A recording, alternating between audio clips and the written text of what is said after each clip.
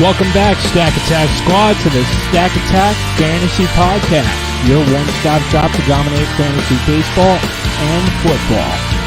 Come get some. What's up, what's up, what's up? It's the Stack Attack Fantasy Podcast. I'm your host, Jeff Trella, and with me, as always, is my brother from another mother. Ladies and gentlemen, I give to you Trader Andy in the house. What's going on, my dude? What's up, my brother? How we doing? You awake? You awake? I'm surviving, man. Like I definitely need some changes in my life because I am basically booked every minute of every day. I mean, I'm waking up at 6 a.m. to do articles for Waiver Wire, then working a 12-hour shift, and then popping on. I literally didn't even have enough time to pour my red wine today. Oh, there before you go. we started, and here we go, man. So, box of wine. What's good with you? Everything all right this week? Just can't complain. And if I would, I'm not going to do it today. So No, you always can. Very excited, right. man. I haven't had much sleep. I've been staying. Well, I don't have a normal job like you. I have a regular job where I actually get home at a certain time every night, and I stay up all hours of the night until every pitch is done. Because with the baseball preview and all that stuff, I'm watching as much at bats as possible every single game of every single thing I can. And I go to bed around 12:30, wake up at 4, and do it again. Let's go. Dude, if you don't use MLB.TV, you have to learn. Like, I got to get you set up, man. All right, we'll talk about that off the air because that's kind of illegal and whatever. For those of you that are watching live and not just listening, you might notice that our ex receiver to the left is not Nick today. Nick is basically on FMLA. He's on FMLA. I'm pretty sure he's actually the one giving birth at this point. Like, they got to be ready to pop. The wave of estrogen is about to take over. So good luck to you, Nick. Must be in town. He'll be in and out. He's the most active man on Twitter on the planet. So because he was the first. So there he is. There he is. He's listening. Yeah, but let me just tell you. All right, it's baseball season. I don't care. I'm a Jet fan. I don't care about the Jets on opening day. Cut that crap out. Let's go on. Carry on. All right. So anyway, Nick got moved to the bench apparently, and we bring in. I've introduced you guys to Trader Andy, but here's our guy, Funny Andy. What's up, dude? How you doing, man? Nothing like putting a lot of pressure on me to be funny. Why do we call you that? You're like the most dry person I know. Look at that. Well, it goes back to when we played cards. I was nicknamed Funny Andy, and Trader Andy was Club Andy in those days. Club Andy, yeah. And I just want to say I did not give myself the nickname. I'm not arrogant. Never give anybody your own name. Someone else gives it to you. Yeah. If I had chosen it, it would have been something like, Handsome Andy or The Real Andy, Stop lying to live listeners. Let's move on. Right. So Funny Andy, and the worst part about this, guys, is this is Andy McMahon. This is Andy McGann. Like, it's the worst. Like, how I tolerated you guys growing up is insane. But Trader Andy and our wives have a bone to pick with you there, Andy, because all of this crap, the 21 leagues I'm in, 19 he's in, and everything, it's all your fault because you're the one that introduced me to fantasy baseball. I don't know if you realize that, but back in the day in the WPTTL, you brought me into it. It was your idea, you and Ed Neal, to bring me in, and here we are. 30 years later? And are we talking Redwoods? Yeah, I was actually Redwoods. It was the Redwoods first. Yeah, me and Eric shared a team the first year in the auction, and we were punching each other after the first nominated player because he was a Braves fan, and I bid up on Greg Maddux, and he didn't want him. I'm like, we got him for $36, but it's all your fault. It's all your fault. I now become the youngest person on the podcast, which I'm very happy about. Yeah, that's what we did. We only brought you on to change up our average age here because Nick was bringing us down. Even though Nick's like his real life age is I think 30, but his like adjusted age when you factor in the family and the job and everything, he's like 63. So, all right, Andy. What? Yeah, you got to which one? specify, bro. Specify. AMAC. Yep. We usually end the show with your throwback player of the day, but let's see if Funny Andy could get this one. I usually let Nick take the first stab, and then I come in and sweep it up. All right. And the reason why we're starting early with this is because I need to prove a point and just talk about different things that are happening in the first 4 days. All right. Let's have it. All right. No. Well, there's a reason why we're doing it first. And so this guy had 409 career home runs, 9 years of 30-plus homers, first-round draft choice in 2001, switch hitter, sold out to the evil empire at one point or another. Teixeira? Nice. Good job. That was an easy one. All right, but the reason why I'm bringing him up, all right, is because I went through his monthly statistics, all right, and he has a 230 average, 235 average in the month of April with 40-plus home runs. Every other month, he was between 250 and 280 with 75 to 90 home runs, all right? So the reason I'm saying is it's the first 4 days I see people asking me to drop people. Like, I don't understand. If they were your guy the whole offseason and that's your guy, you don't drop him after 4 days. You just let it happen. The baseball is peaks and valleys. All right. Teixeira would have been dropped every single year if it was April. So just stay with your plan, stick with your guys, and don't do anything rash. Well, you always have those guys who, for whatever reason, are first half hitters or second half hitters. So, if you know that going in, if you know the guy's going to suck in, first 3 months and then just killed it in the last 3 months, then, just hang in there. No patience. A lot of people have no patience. Well, Andy's made a living off of trading for those players after they hit the valley right before the peak. Yeah. So nice. So two things real quick I want to bring up. All right, and this is before we get into breakdowns of players, and this is the reason why I love baseball. All right, so let me just tell you a quick thing I heard while I'm watching one of the games. All right, so a guy gets up, jacks a walk-off home run. Seth Beers, Jeff's boy from back in the day, Seth Beers. So Arizona the next day does half-price beer in the stadium because of that homer. I thought that was awesome. All right. Dude, I have a feeling they might lose a lot of money because this dude's going to jack 25 this year. So, and the other thing, you heard all about the Freeman and Acuna thing, how that's all that big riff. So Jose Iglesias in Colorado ripped the base hit up the middle, runs to first, and then starts breaking down in tears. And it's because he lost his father just recently, and he wanted to give the game to his dad. And Freddie Freeman comes up and gives him a hug, like right in the middle of the game, man. So you can tell he's a good person, and all the social media crap can just go. Yeah, I think some of that social media crap between Acuna and Freeman, I think there was some language barrier going on there too, because it's coming from an interview in Spanish, and then it's being translated by a third party and all. I don't know. And then like 2 minutes after it, Acuna's like, I did not say that, but who knows? I think he said "me no say," but I know I know what you mean. That's great. Talking about just real quick, talking about really just awesome moments, warm fuzzy moments in baseball. I don't know if you guys saw, but Heidi Watney was interviewing Jeremy Pena's parents the other day, rookie shortstop for the Astros, as he hit his first major league home run. It was like a really awesome moment. So the only thing that Jeff heard there was Heidi Watney. So all I heard was Jeremy Pena, bro.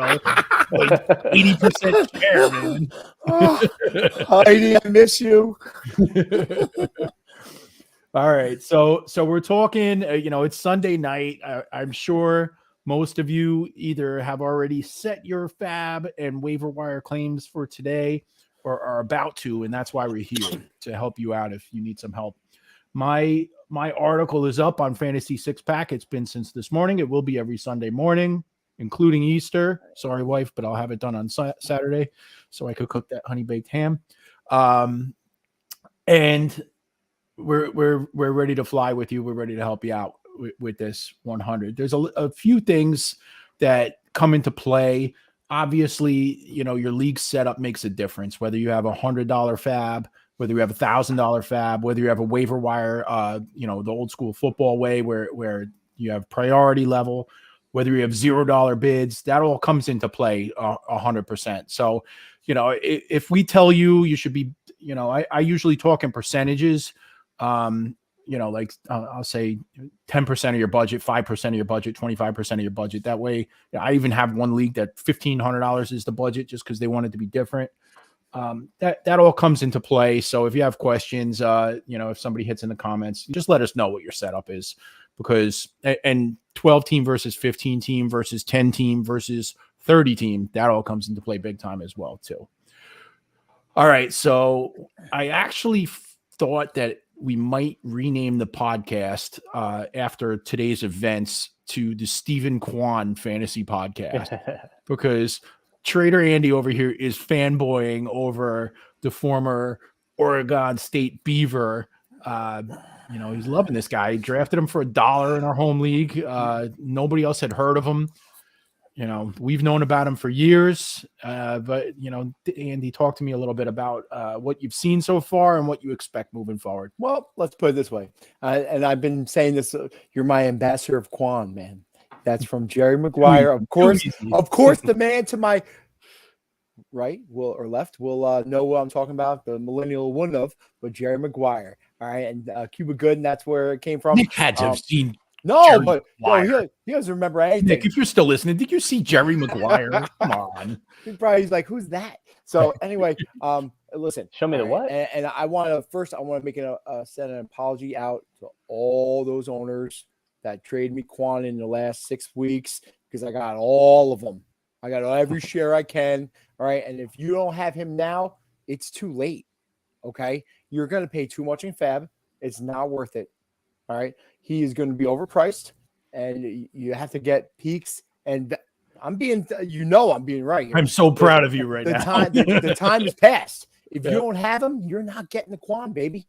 All right. And if you do, you're going to overpay. He's going to bat second. He's going to have over 100 runs. He has great bat to ball contact. He can bat 300, and he's going to score 100 runs. He's going to have, 8 to 10 home runs, maybe 6 to 10 stolen bases. Not much anywhere else, but he just does a little bit of everything. He's the perfect number 2 hitter in that lineup.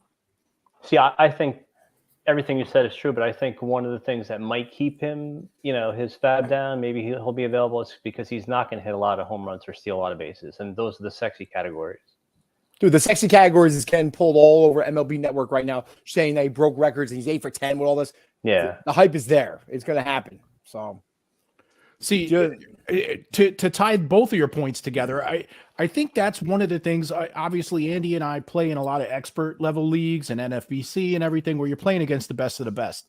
A lot of the people that are listening or watching us right now are playing against, a couple of ding dongs here and there, where there might be, if there's 15 teams, there might be five or 7 good owners, 1 or 2 are cream of the crop, and the rest of them are just there so they don't get fined. So somebody's going to see this, and where the 3 of us are using our FAAB dollars and our waiver wire claims to build our team and to suit our needs, whether it's positional or categorical or whatever, where others are just going to look at this and see a 788 batting average with what, 3-4 walks or something like that already. Like 6. And, his name's everywhere. Yep. And just think this is the next superstar. He's going to be an all-star and this and that and the other thing. And that's the point. And I write this in almost every one of my articles. You're bidding on the stats that are coming, not the stats that are gone already. Like, that's a mistake that people make, is chasing stats. Football, it's even worse, but you don't get that 700 batting average in 6 walks. It's gone. I did. But yeah. Another thing is, last week, Matt Brash. All right. I had him all over. He went ridiculous in FAAB. Everyone's spending money on him. I did it. I had him. I don't have to worry about it. So just do your homework, know your guys before it happens. Right. Well, that's another thing too, is when you drafted comes into play big time, because if you just drafted your league within the last a week, he might have gotten picked up by somebody because he was on the lower end radar at that point. If you're in a 15-team league, in our league, you drafted him because you're smart, but there's other leagues where somebody might have picked him up.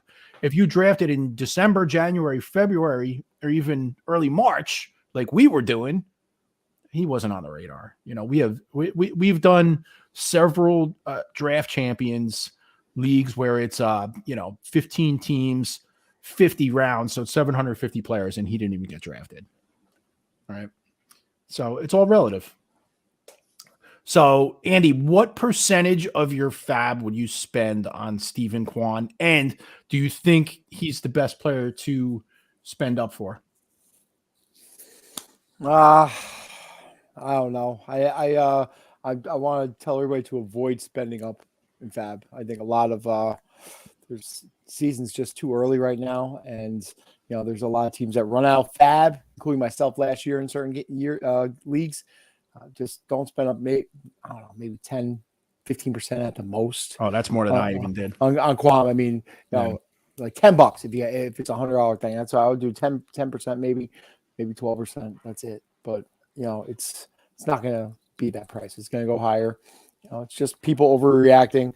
And I know you're gonna get into it in your article, but I wouldn't spend a damn dollar on any of these closers because it's just ridiculous. But you might have to. We'll get to the closers at the end, because I'm going to need my second glass of wine to sort through all that. But all right, so let's go down south to Tampa Bay, where something's changing over there. It looks like to me, and I'm very interested in what's going on down there. Josh Lowe made the team, which is out of character for them. This is somebody that I've been invested in dynasty leagues for a couple of years. I didn't see him going into last year. I didn't see him jumping up to being a top 15, top 20 prospect like this. And now a legitimate rookie of the year candidate, which if you go back about 5 or 6 weeks ago, I did give him out as a play for rookie of the year at 90-1, right? 90-1. God, I hope you guys all did that. $5 well spent. But Andy, where are we at with Josh Lowe? Do you think he's the big time impact bat in this waiver claim? That Andy, whichever one wants to. Yeah. So I'll look at him. I can jump in on this one. I think he's going to turn it around. He's only batting 222 right now with no home runs, no steals, but he's in a great lineup. They obviously think a lot about him because they jettisoned Austin Meadows for him after a huge year last year where he hit 30 home runs, 100 RBIs. I'm projecting maybe like 18, 20 home runs, 18, 20 steals, maybe around 275 average, which is that's borderline league winning for a waiver wire claim. Exactly. So. I mean, if by chance, he's still out there, the fact that his numbers, kind of suck, so far is good for you because, I think he should be grabbed in any league. And I do think he's going to do well and stay up. Nice. If he goes 18, 250 this year, he's going to be drafted in the 5th round next year. That's sick. Yep. Trader Andy, you in on him? Any shares? Yeah. Any shares? I mean, if anybody from Turf is watching, he's not available because I redrafted him live. Sweet. So don't worry about it. So yeah, I'm in. He's extremely fast. So he's definitely gonna. I'm worried about the average. I'm worried about the contact. Worried about facing lefties, but he's gonna get stolen bases. But you just kind of segued into what I wanted to talk about. He's been in the lineup against lefties. That is out of character for Tampa Bay. They've never done that. And my other guy, Harold Ramirez, was in the lineup against a right-handed batter today. Now, it looks like they're giving those two guys an opportunity to play every single day. They're just going to jockey their position in the lineup based on the handedness of the pitcher. So there's a huge buying opportunity there. Harold Ramirez hasn't done a damn thing yet. But this is another one of those guys like Stephen Kwan. I'm telling you right now, if Harold Ramirez is going to play every day, you'll get the same thing that Stephen Kwan's going to give you the rest of the year for $1. with a little more pop, right? Yeah, definitely. But he has the hit tool. He reminds me so much of Yandy Diaz, who's a guy I've been on for a couple of years.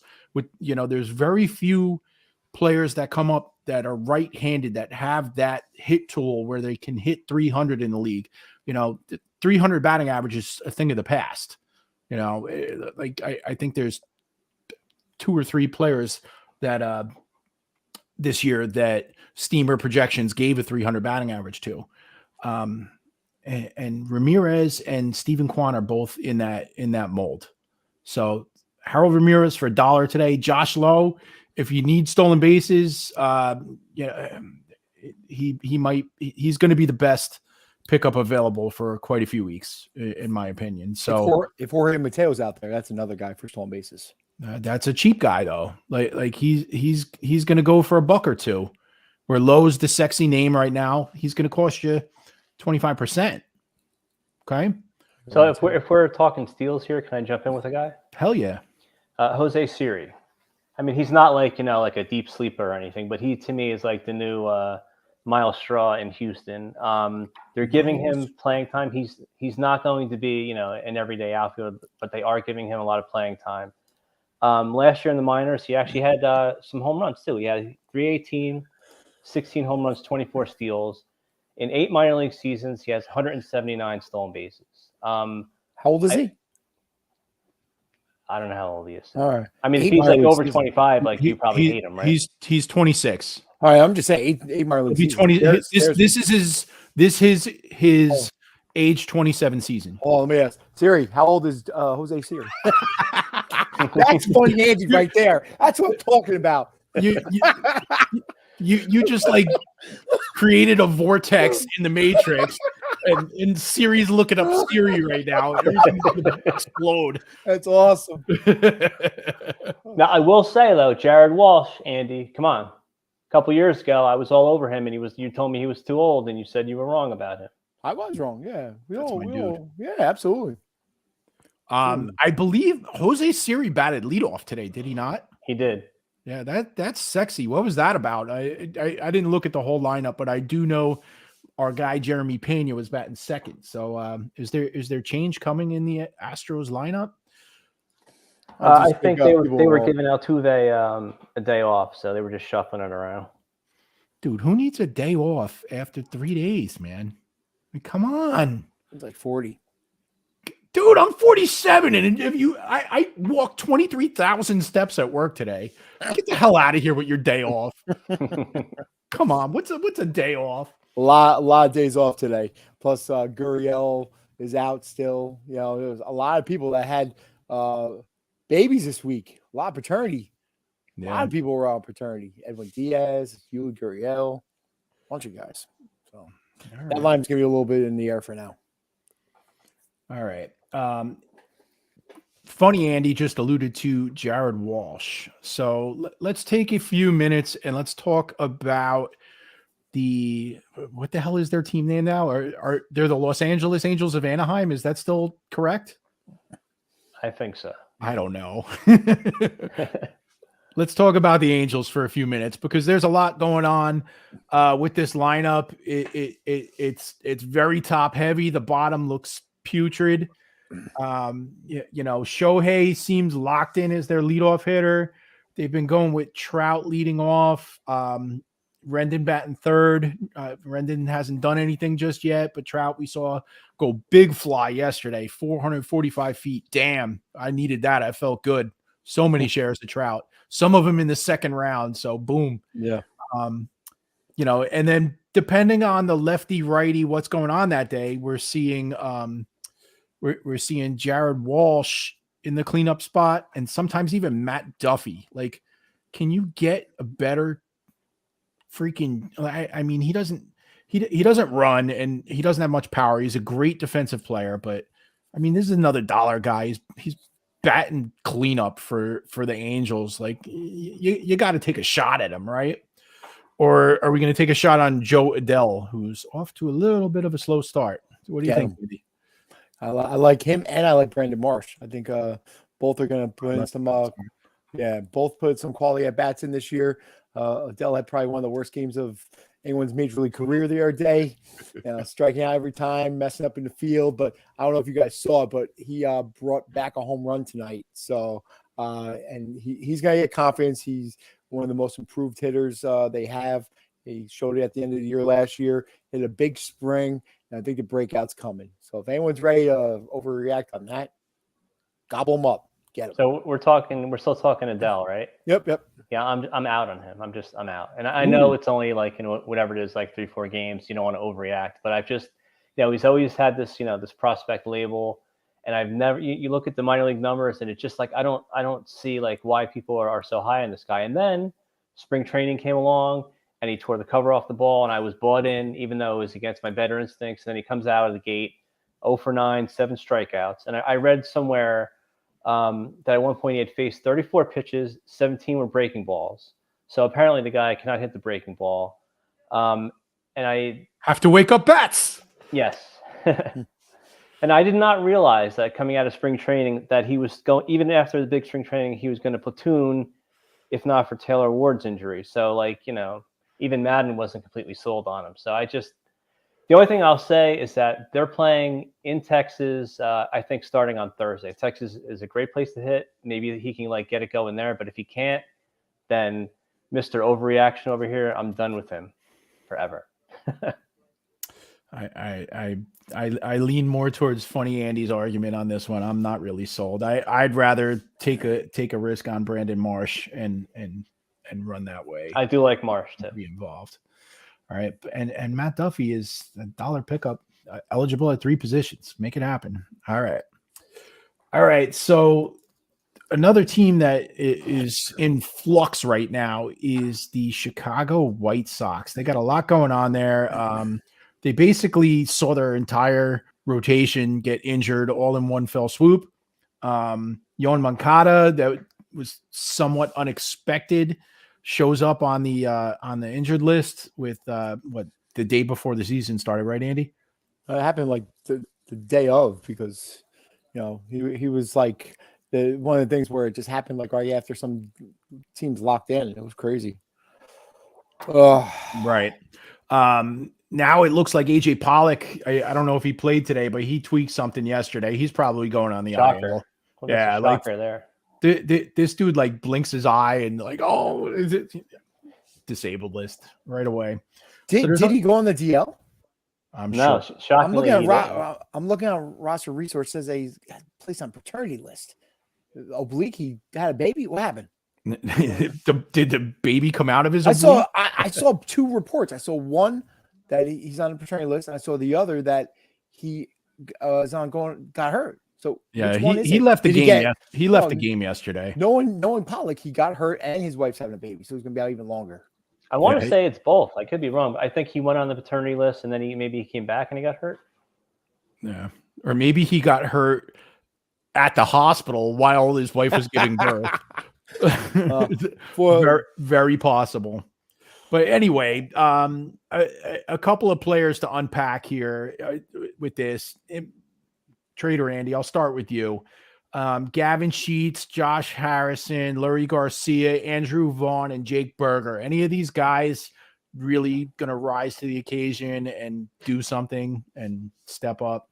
It's already happening.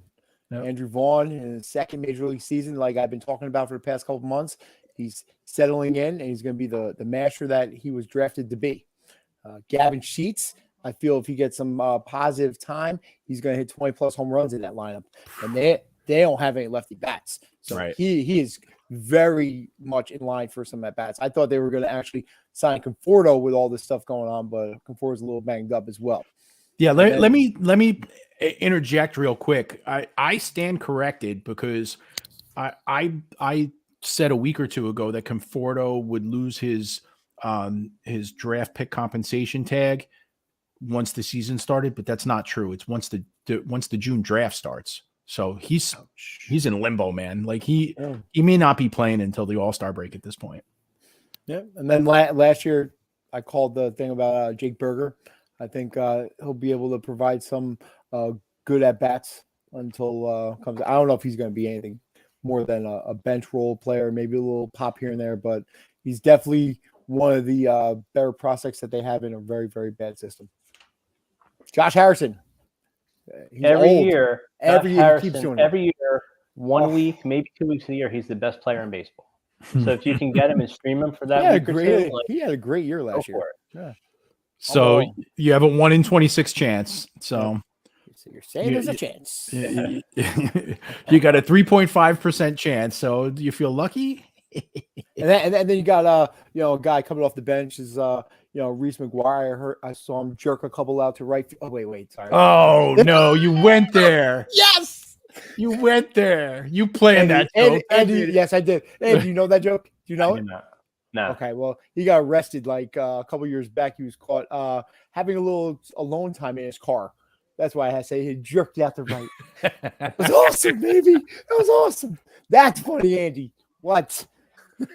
All right. The bigger problem that they have is their pitching. Yeah. It's ugly. Steaming hot mess.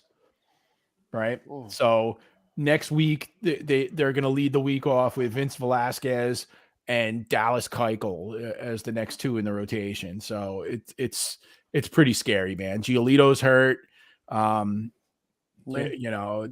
Cease looked like an ace the other day. Kopech was acceptable today. They're in a little bit of trouble. What do you think, Andy? Which one? Whoever wants to talk.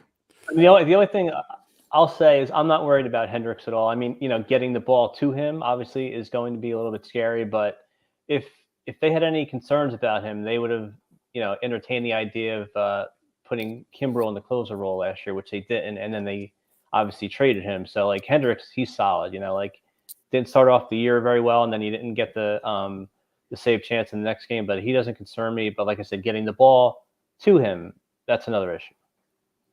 Right. And we're going to talk bullpen in a few minutes, but one of the things that you just alluded to is you got to do your homework, because everybody was up in arms seeing Aaron Bummer get the save the next day after Hendricks blew it.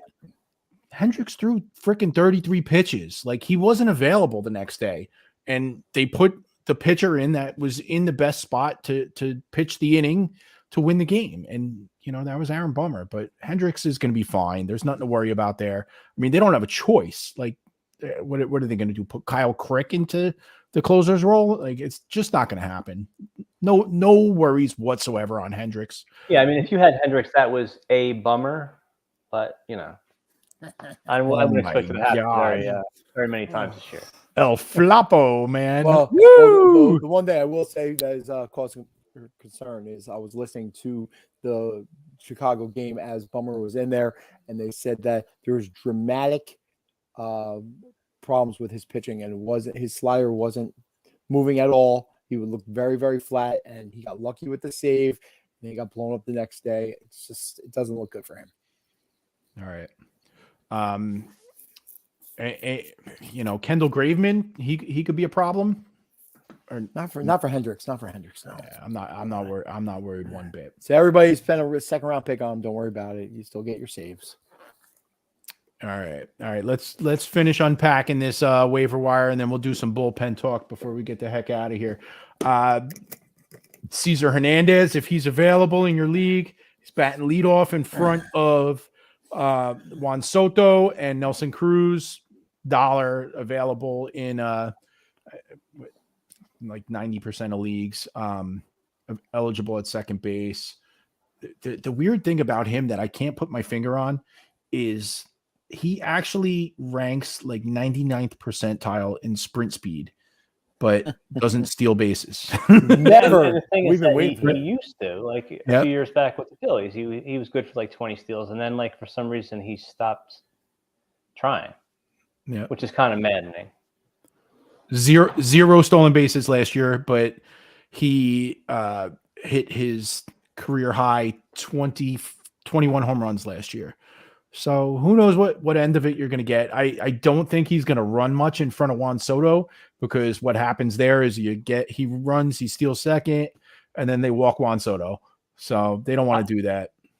Trey Turner, I'm not even exaggerating. He could have had about 80 steals last year, but they would not let him run in front of Soto. So yeah, it's not going to happen. Right. Trader Andy, we got a question in the chat about Pete Alonso and Dom Smith's defense. Do we need to do something there? Yeah, I mean, Pete Alonso's, he had a much improved year in the field last year, but he had a very bad inning. Everybody has a bad inning, Joe Miller. But Dom Smith obviously is the better player there. The only problem is that Pete Alonso, his career average as a DH is significantly lower, and he doesn't react well to being just sitting on the bench and coming off. And some players are like that. But I think that Dom Smith's going to get moved around all over the place, but Alonso's going to be at first base. So deal with it. All right. Last two hitters before we move on to a couple of starting pitchers. A big holdover. Brad Miller, the guy's eligible at two positions. He's got a ton of power. Wasn't even in the starting lineup today, and he homered. He's been batting leadoff against righties. I think he'll probably end up catching a third base eligibility. So you'll have three positions from him by the end of the season. Like, dude's going to hit 20, 25 home runs. If you could get him for a couple of bucks, definitely worth it. And the last guy, if you're in a shallow league, 12-team league, I can't say enough about Bryson Stott. Dude is just poised. He looks great.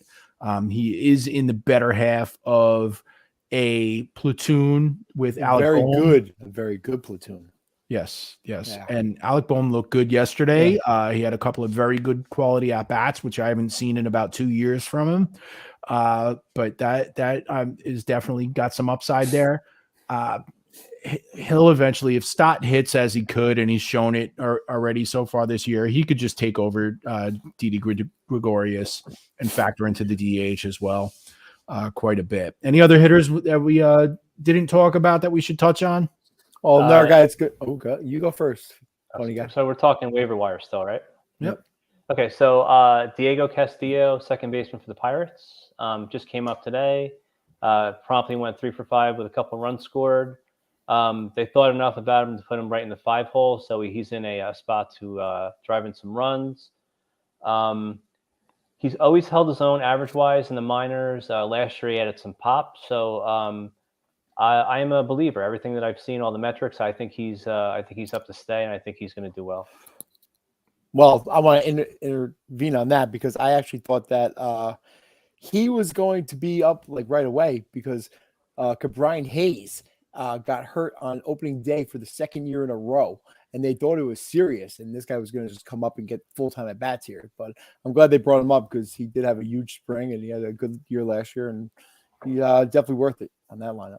And I think he's like 24, so yeah, he's young enough to be considered a prospect still. And another guy who just came up today was Helio Ramos from the Giants. Last year, he had like 14 home runs, 15 stolen bases. His hit tool is bad. I don't think he's ready for the majors. I'm not sure why they brought him up right away. He's only somebody went on the paternity list, bro. That's all it was.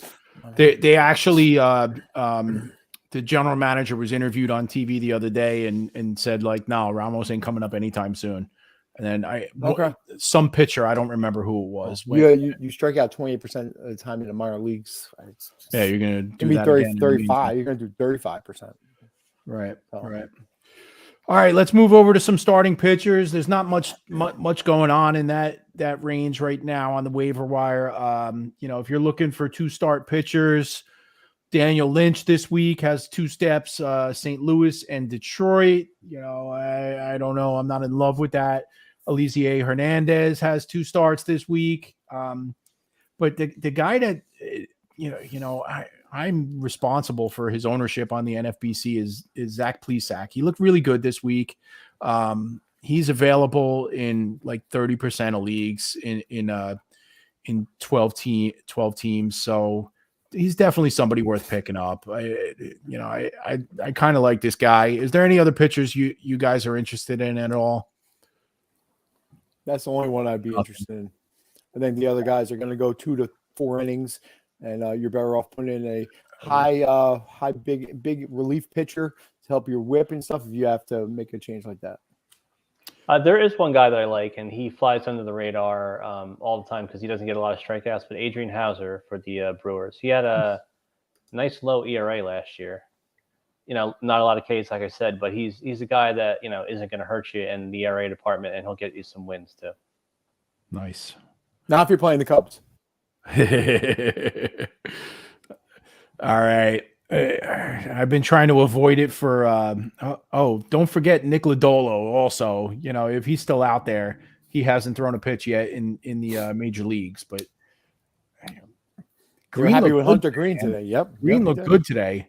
His average fastball was 99 miles an hour, so I'll still take Lodolo over him all day long. So will I for the long term, absolutely.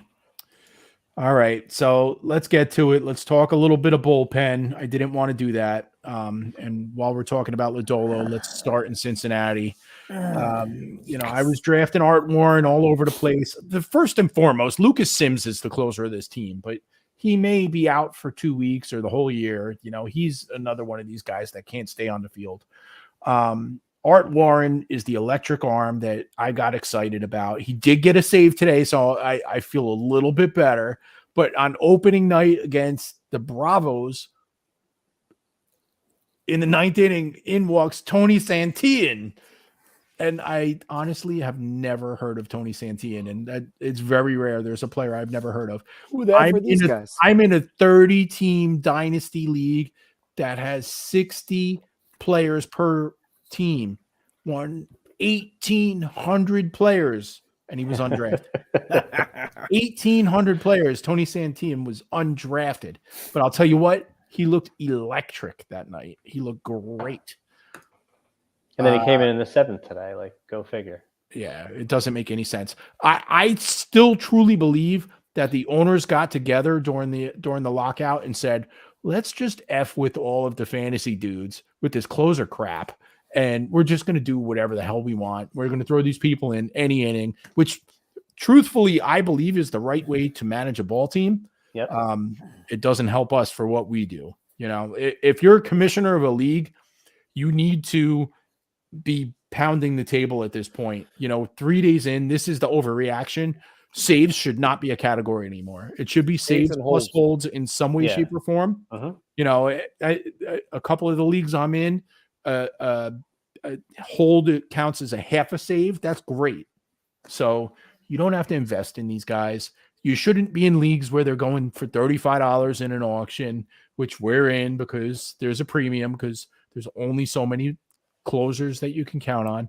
But what are we doing with this Reds bullpen? Are we confident that Art Warren has the job for now, or are we worried sick because there's probably 5 other options? I like Warren.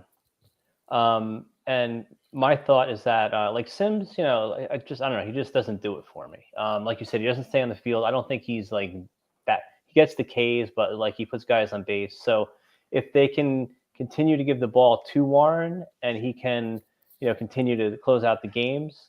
And if Sims maybe comes back a little bit later, then maybe by that time, Warren is the solidified closer and then Sims is a setup man. And, Santillan is just like, doing whatever. So if they were smart, I think they would let Warren kind of run with the job, see what he can do. Right. But you haven't mentioned former Yankees, Justin Wilson, Luis Sessa, or the guy they traded for this year. Oh, no, free agent signing this year, Hunter Strickland. So there's so many options here. I mean, I'm planting my flag on Art Warren myself. I drafted him in several leagues. What percentage of your FAAB would you put out if you're desperate for saves? 10. None. Yeah, 10. All right. Well, let's just compare them to some other names. All right, let's go to San Francisco because this is a situation that I don't know what the hell is going on. Okay. I don't think they do either. So I'm going to preface this by the next 3 names. I have a share of each of them in some way, shape, or form. So Gabe Kapler, who cannot be trusted, came out and said a week before the season that if the season started today, Jake McGee would be the closer. Okay, so what happens? Okay, the first step, Camilo Duvall, who was awesome last year, comes in and craps the bed. Jake McGee looks fine. The next game, it's reversed, where Jake McGee craps the bed and Camilo Duvall looks good. And then today, Dominic Leone. What do we do here? So let's say you're in a 12-team league where maybe McGee is still available because nobody knew about this. Duvall probably was drafted, and Dominic Leone is also obviously available in every league. I do have Dominic Leone in my 30-team dynasty league, which really? I'm embarrassed to say that one save that he got me today will be the highlight of his stay on my team. So where are we at? Give me something. So I will say that this is kind of like one of those situations where you just have to read the tea leaves. I think the best long-term option for this year is still McGee, just because he has the pedigree. And he kind of just got Wally pipped last year when he got hurt, but he was actually good, when he was in there. So I would still go with him, but I'm not investing a lot in this bullpen in anyone, just because you just have no idea what they're going to do. And you haven't even discussed Tyler Rogers yet, who was getting saves for them down the stretch last year. So it's just exactly. It's just a headache that you should avoid. But if you want to take a shot on someone, I think McGee is probably the best bet. Awesome. And Trader Andy, all of these names we just mentioned, or Art Warren? I like Art Warren the best. As his stuff. I think McGee, he's the guy to trust. I just don't know what the Cincinnati Reds are doing. So if you don't own Warren now, he's going to cost you too much for a question mark. All right. So let's go to the Midwest now. The Minnesota Twins. We all had this figured out. It was easy. And then the day before the season started, they traded their closer away. One of the guys that they got for Rodgers in return was Emilio Pagan. He could figure into this. We saw Tyler Duffy. I believe he already has a save, but he also has a jacked up blown save as well. You also have some young arms that Trader Andy knows about quite well in Jorge Alcala, and I don't know how to pronounce his name. Johan Duran. Yeah. Johan's correct. Yeah. So Trader Andy, give me something with this Minnesota bullpen. It sucks. You could just say fade it, man. I would fade it. I mean, the two best arms are the two young guys, but I don't know if they're going to get the opportunity to do it. I feel some of those guys, they could pitch more than one inning. I think that Pagan, I don't think he could pitch well in the eighth inning. No, he's capable of being good. No, I don't think he could pitch well in the eighth inning. When he was possibly getting traded to the Mets, I was just doing a little research on this, and I just heard about all these guys saying Pagan sucks. He can't pitch in the eighth inning. It's all mental. You know how some of these closers are. They're freaking weird. And, Kimbrel couldn't really pitch in the eighth, with the White Sox. This guy, they're saying he can't pitch well in the eighth. So maybe he should get the shot with the young guys bridging the gap to them. All right. So you're on Pagan out of everybody. At this point, yes. Okay. So Pagan or all the crap eggs from San Francisco? I don't want to answer it, but I'll say you could say none of the above. I'll just say that I drafted Craig Grimble, and I don't have to. Hendricks, and I don't have to worry about it. I'll just spend the quantity on the top closers. When we were drafting 8 drafts, I had 10 closers. I didn't go below the 10 because I don't want to have to deal with this crap. Right. My take on the Minnesota bullpen is, if you have a bench spot that you're not worried about, pick up Alcala for $1 right now. If you're not in a league with smart people, he should be available. And because he doesn't have a save or a save op under his belt, he won't go for much. But did you just say Alcala for $1? You say Alcala for $1? Alcala for $1. Woo!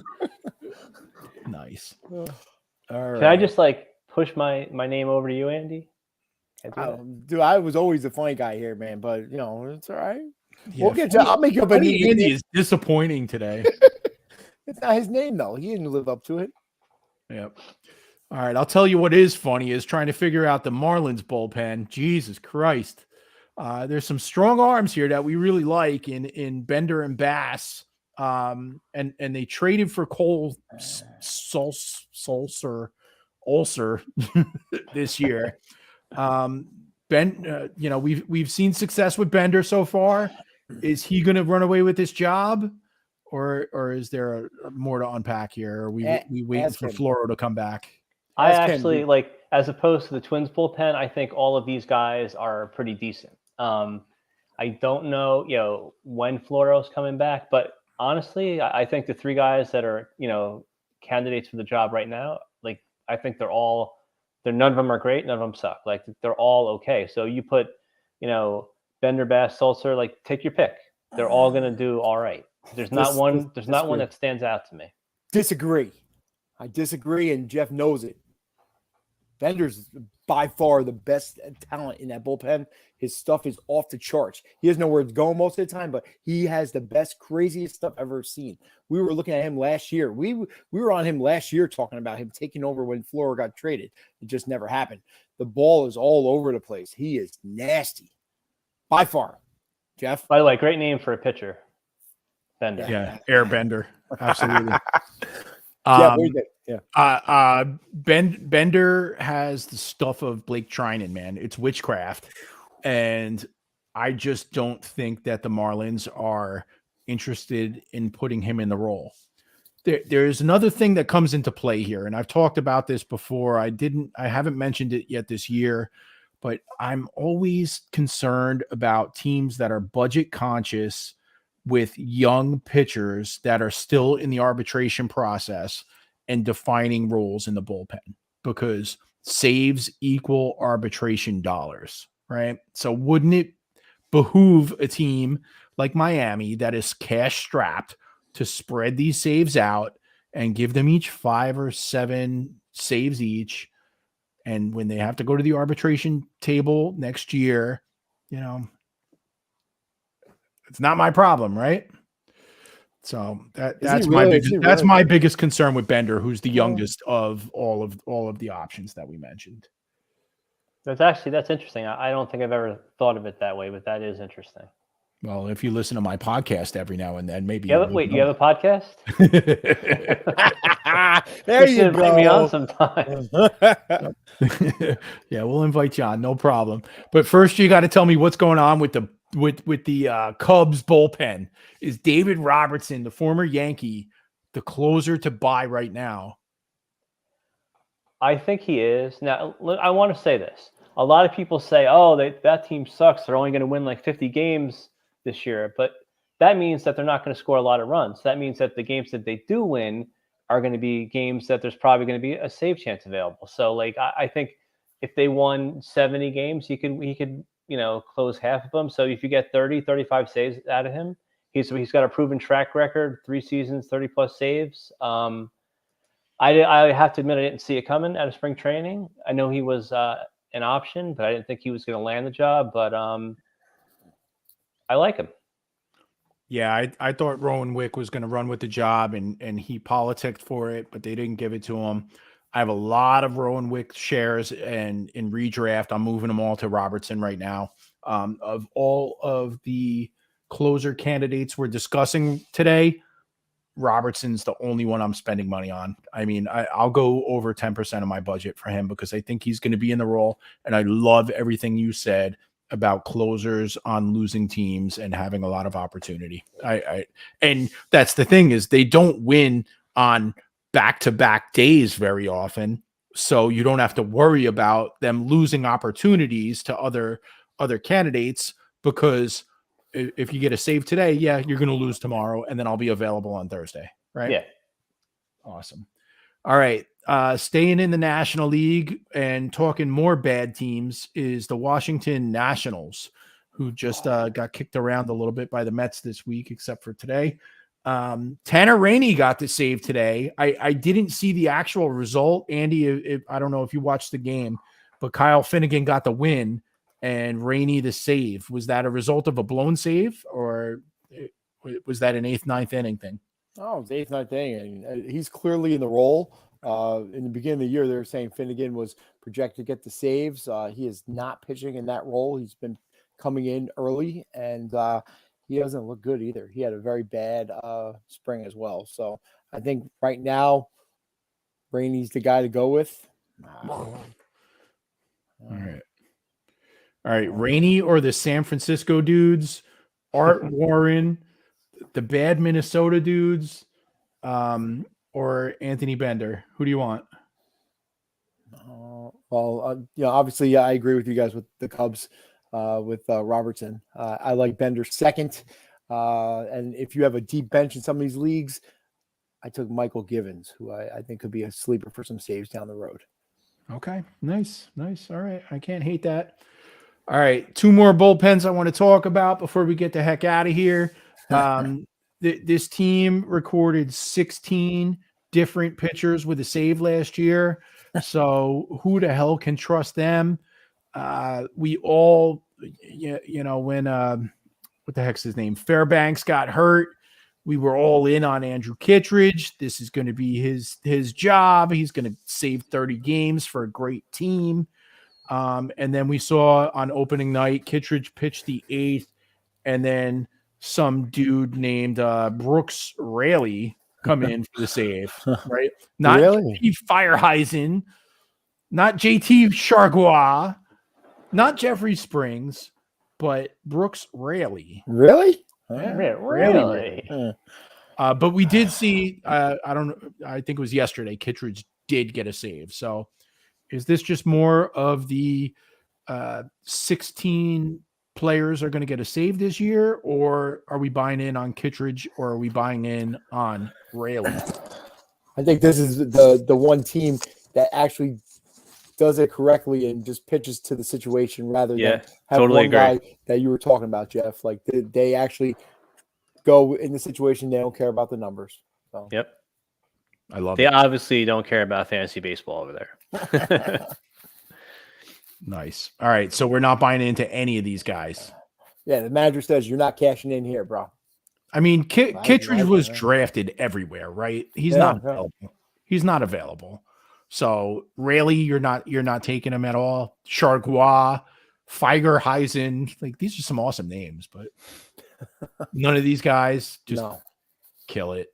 Just get Art Warren. Art Warren's gone on your team too. So, all right. Then the last bullpen that is intriguing me is the Seattle Mariners. I cannot figure this out. I do have Drew Steckenrider. I took him in the 30th round of TGFBI. So I'm kind of loving that right now because he's the man with the save so far. There's some other guy named Diego Castillo, which is I thought the Diego Castillo that Andy wanted to talk about.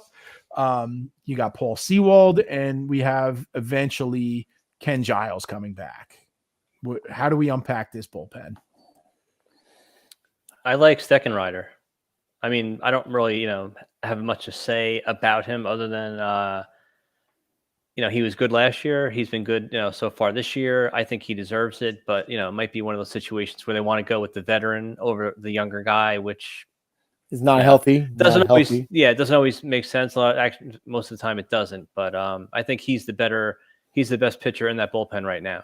Oh, he's definitely right. No, he's definitely not the best pitcher in the bullpen, but he's the best closer right now for the team with Giles out. The best pitcher in the bullpen and the future closer is Andre Munoz. He's going to be the closer. Okay, he's got the best stuff in the bullpen, but Steckenrider is definitely right now going to get the saves with Giles not 100%. Right, and Steckenrider is pretty heavily owned right now.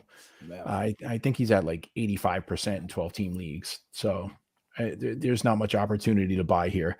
So unpacking all this bullpen, we're basically saying if Art Warren's still available, you could go there.